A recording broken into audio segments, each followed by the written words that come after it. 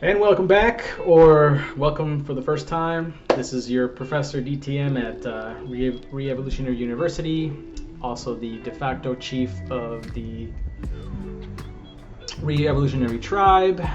Since this is, I think, is a very important foundation. Again, you don't have to believe. First of all, let me give you, what do they call it? 3 hours, 45 minutes. Oh my God.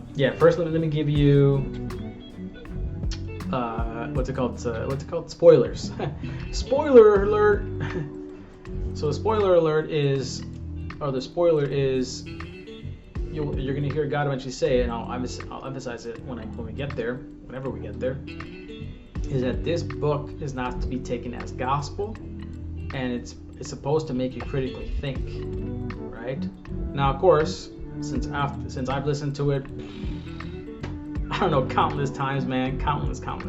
As you see, I already have notes for all 3 books, and long before I had, well, actually, those were notes on my Google Drive, because I put it in my Google Drive so I can listen to it wherever I'm at. Long before that, I've listened to it multiple times. Basically, I've listened to it multiple times, as you will kind of hear me sometimes say some of these stuff verbatim, basically, because that's how much I listen to them, right? Again, I suggest for each and one of you, of my students and tribes member, and even if you never end up joining the tribe, which I don't know why you would, because strength in numbers and stuff like that, and that's what we're missing. We're missing a sense of community, and now I'm taking initiative. So, what was I gonna say with that? Sorry, I'm just trying to get some frankincense, right? For some aromatherapy. There we go. Anyways, so even if you don't join the tribe, I think you'll benefit from this. I'm sure. I have a small feeling this is gonna go pretty viral is such a loaded word, as you're gonna see in this as you listen to the tracks here, that every word is loaded. Words are the least effective communicator. But all right, enough of me ranting. With that said, let's begin. Let's just get to the material period. So put this over here. We'll actually put it over here because we don't want to obstruct. Float on top. Okay. Oh Lord. One of these neighbors just, their dogs are just so undisciplined. But anyways, you can see book 1. Oops, did I go too fast? Yeah, book 2. I gotta put that color out, I'll do it later. Book 2, right, each and every track. So, I guess to give you a little bit of backstory, a friend of mine introduced me, and I again, that's why I'm labeling it differently, and for many different reasons. But at the time, I was kind of an atheist or agnostic, really. And I'm like, oh God, just hearing the title God, God, I kind of put a wall up, but also I'm like, okay, I can't be a hypocrite and not take a listen of it and then decide, right? Freakiness. So let me pause all this stuff here. I can't do much editing because I have so much other things to do, as you guys will see. Come on now. There we go. Pause, reset. There we go. Okay. So let me turn it down actually as well. So he brought it to me, and that was a time when I'm gonna give my age now. When LimeWire and Napster was around, so it wasn't copied well. The conversations all of a sudden didn't seem congruent. So I'm like, okay, these books have definitely changed my life. Not changed my life, they confirmed what I was already feeling inside, right? Just like, yeah, and especially on relationships, not just with God, right? But what was it called?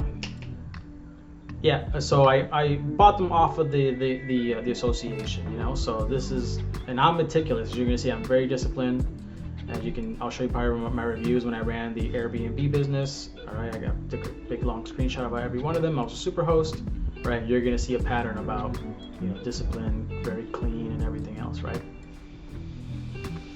So anyway, so yeah, so I think the CDs though had their own glitch directly from the thing. There's a couple, maybe like one or two times where there's like a weird glitch, or maybe it was when I was copying them, converting them from CDs to MP3. Because again, this was like, damn, time flies, years ago. But all right, let's get started. This is one of many, obviously, things to come. So the first book has 48 tracks. Second book has 45 tracks. Third book has 54 tracks. Now, of course, on average, I think they're about 7 to 10 minutes. That's why I advocate each and one of you to listen to one every time, every day, just like spiritual food when you meditate. What was I going to say as well? 54 average length. I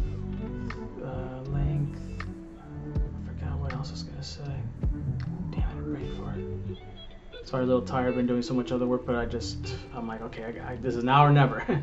So, and again, this is more like. Also, the reason I don't want to edit, and you'll probably hear me repeat this over and over again, is because I do not. What's it called? I want to speak to you like as if you were right here. Okay, so basically you're seeing this in real time, even though it's pre-recorded, right? You're seeing in real time. This is how I would be basically, I guess, giving the Sermon on the Mount in a sense. But what was I gonna say? Yeah, to the long tracks. Yeah, we're just going each and every one by how I copied them from the CDs. Oh yeah, and then I'll put the link to the Google Drive with the books in there, right? So you can start listening to yourself. All right, enough. Let's do it.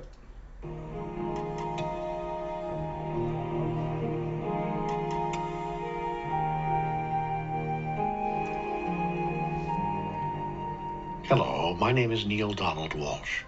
You are about to have an extraordinary experience. You're about to hear a conversation with God. Yes, I know that's not possible. You probably think or have been taught that's not possible. One can talk to God, sure, but not with God. I mean, God's not going to talk back, right? At least not in the form of a regular, everyday kind of conversation. Well, that's what I thought, too. Then this experience happened to me. I mean that literally. I mean, the experience happened to me. The words you're about to hear were not written by me. They happened to me, and as you listen, the same experience will happen to you, for we are all led to the truth for which we are ready. God, it turns out, talks to everybody, the good and the bad, the saint and the scoundrel, and certainly all of us in between. Take you, for instance. God has come to you in many ways in your life. This is just another one of them. How many times have you heard the old axiom, when the student is ready, the teacher will appear? Now, I was planning to, put these axioms and stuff like that as it happens, but again, this is why I have my notes. Eventually, I'll be transferring this, and eventually, this will be, again, I can share it. You can kind of go down the train of thought, which is actually very simple, but you'll see. But I'm just having it here ready, so when I'm inspired, I can put things in there, right? So, and I was gonna do some pictures Drink water. as well. Spring of 1992, it was around Easter, as I recall, an extraordinary phenomenon occurred in my life. God began talking with you through me. Let me explain. I was very unhappy during that period, personally, professionally, and emotionally, and my life was feeling like a failure on all levels. And as I'd been in the habit for years of writing my thoughts down in letters, which, by the way, I usually never delivered, I picked up my trusty yellow legal pad and began pouring out my feelings. But this time, rather than another letter to another person I imagined to be victimizing me, I thought I'd go straight to the source, straight to the greatest victimizer of them all. I decided to write a letter to God. It was a spiteful, passionate letter, full of confusion, contortions, and condemnations, and a pile of angry questions. Why wasn't my life working? What would it take to get it to work? Why could I not find happiness in relationship? Was the experience of adequate money going to elude me forever? And finally, and most emphatically, what had I done to deserve a life of such continuing struggle? To my surprise, as I scribbled out the last of my bitter, unanswerable questions and prepared to toss my pen aside, My hand remained poised over the paper as if held there by some invisible force. Abruptly, the pen began moving on its own. I had no idea what I was about to write, but an idea seemed to be coming, so I decided to flow with it. Out came... Do you really want an answer to all these questions, or are you just venting? I blinked, and then my mind came up with a reply. I wrote that down, too. Both. I'm venting, sure, but if these questions have answers, I'd sure as hell like to hear them. You are sure as hell about a lot of things. But wouldn't it be nice to be sure as heaven? And I wrote... And that was that's one of many of, I'm like, just, that's so clever, right? Because you're going to want to, you're gonna in time you're gonna be aware that yes, it's thought, word, and deed. Talk is cheap, right? It's part of the process, but because it's part of the process, you have to be very conscious of how you speak. So I love that reframe, right? The reframing, the switching the perspective from, but also with the words, right? Sure as hell, sure as heaven, right? So nowadays, that's how I speak. I say, instead of, I'm sure as hell, no, I'm sure as heaven, and there's just so many more, but let's just continue here. What is that supposed to mean? Before I knew it, I had begun a conversation, and I was not writing so much as taking dictation. What you are about to hear is a reading of a large portion of that dialogue. I hope you receive benefit from listening to it. The dialogue begins with a very simple question, actually. How does God talk? And to whom? I talk to everyone. All the time. The question is not to whom do I talk, but who listens? First, let's exchange the word talk with the word communicate. It's a much better word, a much fuller, more accurate one. When we try to speak to each other, me to you, you to me, we are immediately constricted by the unbelievable limitation of words. For this reason, I do not communicate by words alone. In fact, rarely do I do so. The most common form of communication is through feeling.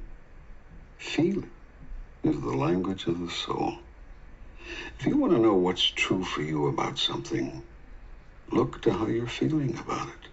Feelings are sometimes difficult to discover, and often even more difficult to acknowledge. Yet hidden in your deepest feelings is your highest truth. The trick is to get to those feelings. I will show you how. Again, if you wish. I also communicate with thought. Thought and feelings are not the same, although they can occur at the same time. In communicating with thought, I often use images and pictures. For this reason, thoughts are more effective than mere words as tools of communication. In addition to feelings and thoughts, I also use the vehicle of experience as a grand communicator. And finally, when feelings and thoughts and experience all fail, I use words. Words are really the least effective communicator. They are most open to misinterpretation, most often misunderstood. Why is that?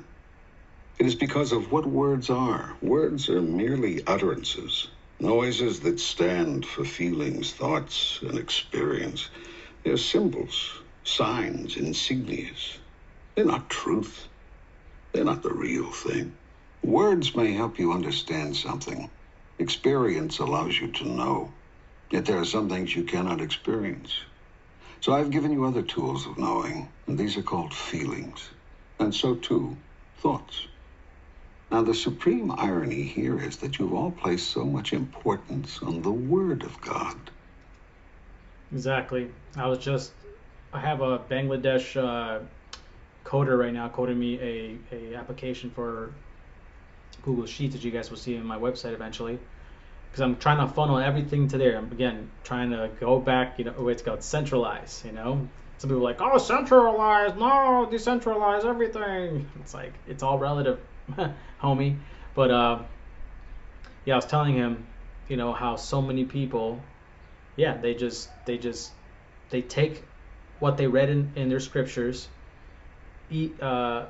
over what they actually personally experienced. And I used the experience about sex, right? And of course, again, some people will blush up or just you see in their face like, damn, yeah, it's true. On one hand, I'm told this is dirty, this is bad, it should only be for procreation, blah blah blah, and on the other hand, people's a corn addiction or whatever, or corn, the popularity of corn, the popularity of corn, and the popularity of corn is just showing as a canary in the coal mine that the energy is not being released, right?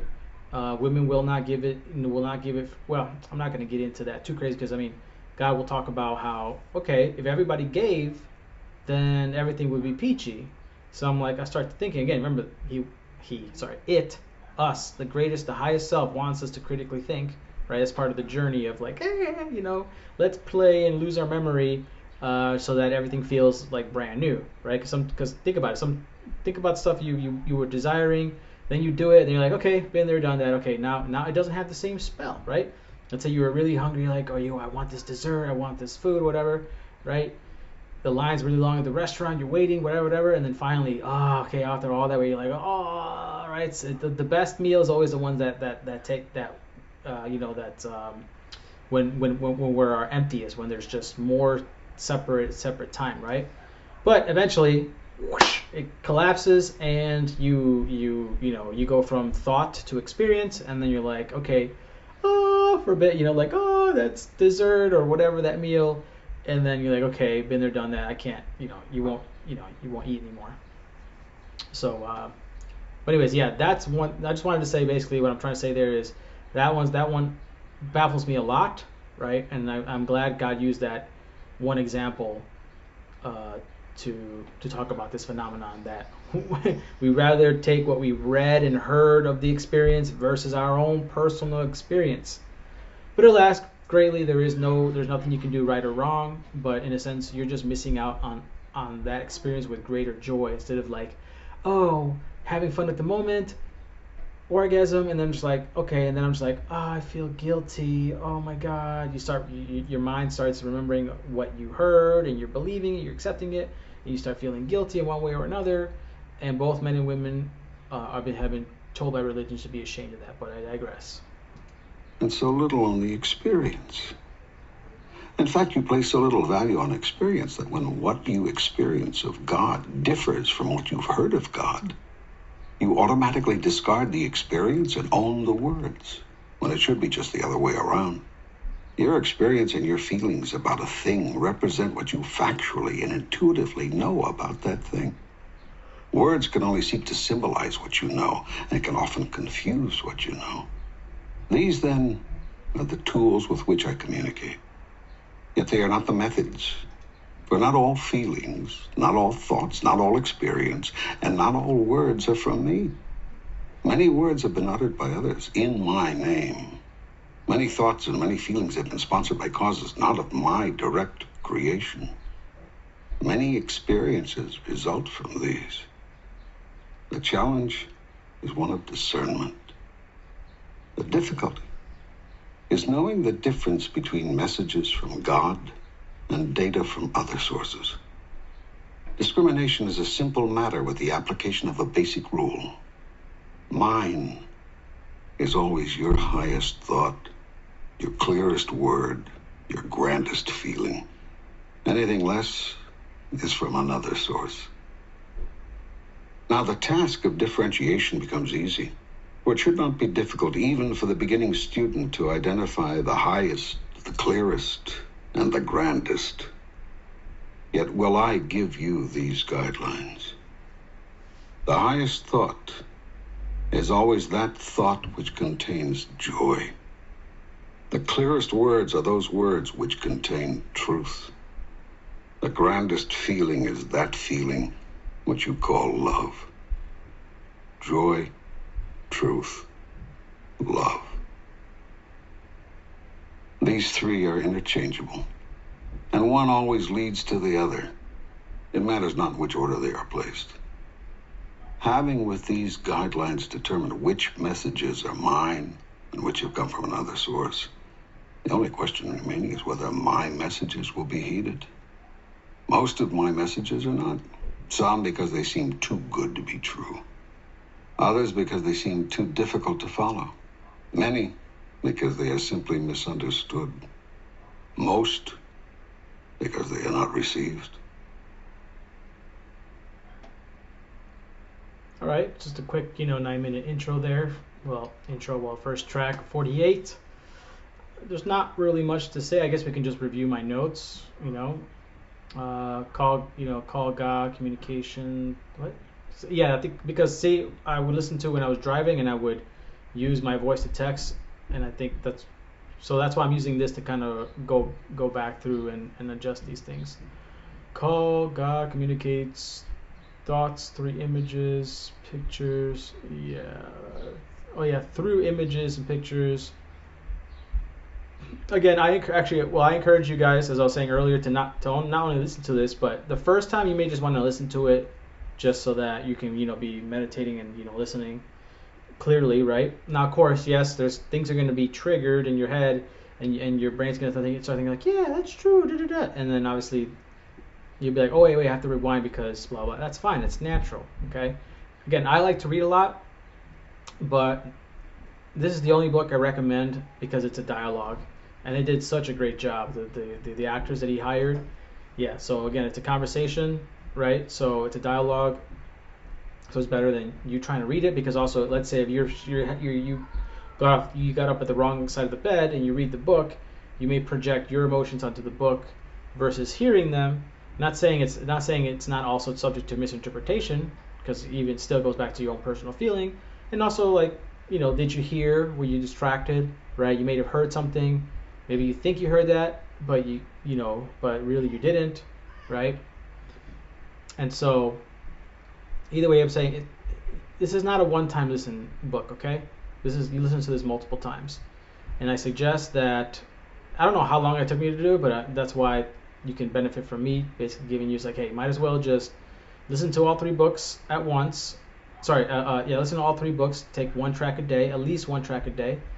If the conversation grabs you, then obviously listen to more. But let's say on the second round of listening to the book, okay, now you're listening with your eyes open and you have a pen and paper ready, and you write down, okay, book 1, God talks about communication, words are the least effective communicator, or maybe you can just jot down key words. The highest thought is the thought that contains joy.